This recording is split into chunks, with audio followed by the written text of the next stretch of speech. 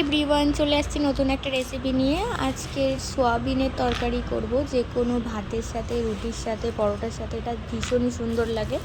আর দেখতে থাকো কেমনভাবে তৈরি করি। প্রথমেই আমি সোয়াবিনগুলোকে ভিজিয়ে নেব জলের মধ্যে। কিছুক্ষণ আগে থেকে ভিজিয়ে রাখছি যাতে এটা ফুলে ওঠে, নরম হয়ে যায়।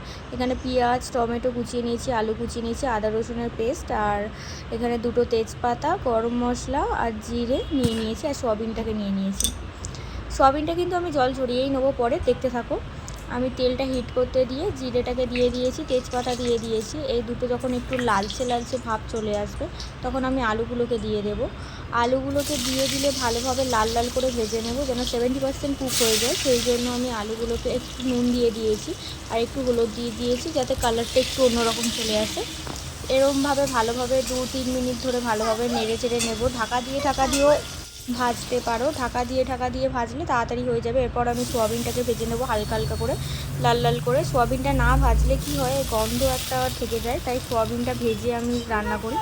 সোয়াবিনটা আমি দেখতেই পাচ্ছ লাল লাল করে একদম ভেজে নিয়েছি। এবারে সোয়াবিনটাকে আমি তুলে নেব, লাল লাল মতো হয়ে গেছে যেহেতু। তুলে নিয়েছি। কড়াইতে সামান্য একটু তেল দিয়ে দিয়েছি, দিয়ে তাতে পেঁয়াজগুলো ফার্স্ট আমি দেবো, দিয়ে ভালোভাবে একটু লাল লাল করে ভেজে নেব। যখন একটু গলে গলে যাবে, কালারটা একটু অন্যরকম হয়ে যাবে, তখন তোমরা বুঝতেই পারবে যে পেঁয়াজটা এরকম অন্য কালার চলে আসছে। তখন পেঁয়াজটার ওপরে এবার টমেটো যে কুচিগুলো ছিল, সেই টমেটো কুচিগুলো এবারে দিয়ে দেবো। দেখতে পাচ্ছ লাল লাল হয়ে গেছে। এবার টমেটো কুচিগুলো আমি দিয়ে দিয়েছি। টমেটোটাও একটু ভালোভাবে নেড়ে চেড়ে নেব। নেওয়ার পরে আমি এখানটায় আদা রসুনের যে পেস্টটা ছিল সেটাও দিয়ে দেবো। আদা রসুনের পেস্টটা দিয়ে ভালোভাবে নাড়ি চাড়িয়ে নেবো, যতক্ষণ না এর কাঁচা ভাব, যে কাঁচা গন্ধটা সেটা চলে যায়, ততক্ষণ আমি এটা ভালোভাবে নাড়তে চাড়তে থাকবো। এরপর নুনটা দিয়ে দেবো যাতে তাড়াতাড়ি গলে যায়। নুনটা দিলে যে কোনো মশলা তাড়াতাড়ি গলে যায়। এরপর হলুদটা দিয়ে আমি ভালোভাবে একটু নাড়িয়ে চাড়িয়ে নেব। হলুদটা আমার একটু কম পড়ছিলো, তাই দুবার করে দিয়ে দিয়েছি। তোমরা তোমাদের পরিমাণ অনুযায়ী দেবে। দিয়ে এরকম ভালোভাবে একটু নাড়াচাড়া করবে, 2 মিনিট মতো নাড়াচাড়া করে নিয়ে এবার লঙ্কার গুঁড়ো যেটা পরিমাণ মতো দিয়ে দেবে। লঙ্কার গুঁড়োটা আপনাদের পরিমাণ অনুযায়ী দেবে, কারণ কতটা ঝাল খেতে পারেন সেই অনুযায়ী। ধনে গুঁড়ো, এরপর জিরে গুঁড়ো দিয়ে দিয়েছি। এখানে আদার্স কোনো আর মশলা আমি ইউজ করিনি। আর একটু গরম মশলা দিয়ে দিয়েছি। গরম মশলাটা এখন আমি অল্প দেব, যখন হয়ে যাবে তখন আমি একটু দিয়ে দেবো ফের, সেই জন্য এখন একটু অল্প দেবো। আর গরম মশলার ভাবটা অল্প দিলেই ভালো। কারণ আর এখানে আমি দইয়ে আমি একটু জল নিয়ে পুরো একদম পাতলা করে ফাটিয়ে নিয়েছি, নিয়ে আমি দিয়ে দিয়েছি। দিয়ে ভালোভাবে এটা মশলার সাথে ভালোভাবে রান্না করব। মশলার সাথে একভাবে কষতে কষতে যখন তেল ছেড়ে যাবে বুঝতে পারবে, তখন একটু একটু করে জল দিয়ে ভালোভাবে এটা কষিয়ে নেব।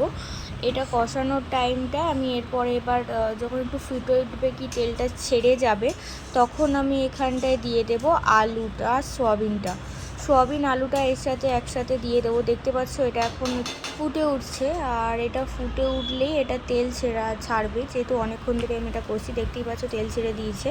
এরপরে আমি যে সোয়াবিন, আলু এগুলো সব কিছু দিয়ে দেবো একে একে কষানোর জন্য। এর সাথে কষিয়ে নেবো যাতে মশলাগুলো ভালোভাবে ঢুকে যায় আলু আর সোয়াবিনের ভিতরে। ভালোভাবে এটা নাড়াচাড়া করব এখন 3-4 মিনিট ধরে ভালোভাবে এটা কষিয়ে নেবো, যতক্ষণ না এর ভিতর থেকে তেলটা আলুর গায়ে যখন লেগে যাবে আর একসাথে মশলাটা কষানো হয়ে যাবে, ততক্ষণ না আমি এটা নাড়াতে চাড়াতে থাকবো। হয়ে গেলে আমি পরিমাণ মতো একটু একটু করে জল দিয়ে আর একটু কষিয়ে নেব, যতক্ষণ না হচ্ছে কি ভালোভাবে একটু কষানো হয়ে যাচ্ছে, মশলাগুলো ঢুকে যাচ্ছে। ভালোভাবে এখন নাড়তে চাড়তে থাকবো।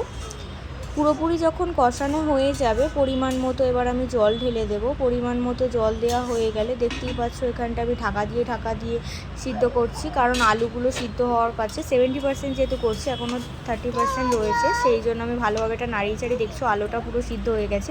এরপর আমি পুরোপুরি জল দিয়ে দেবো, আর জলটা দেওয়ার পরে ফুটে উঠলেই এটা তৈরি হয়ে যাবে। তোমরা দেখতে থাকো। এবার তোমরা ঢাকা দিয়েও রাখতে পারো বা এমনি ফুটিয়ে নিতে পারো। যেহেতু আগে থেকে আমার আলুগুলো একটু সিদ্ধ হওয়াই ছিল, তাই ঢাকা আমি দিইনি। তোমরা চাইলে ঢাকা দিয়ে করতে পারো।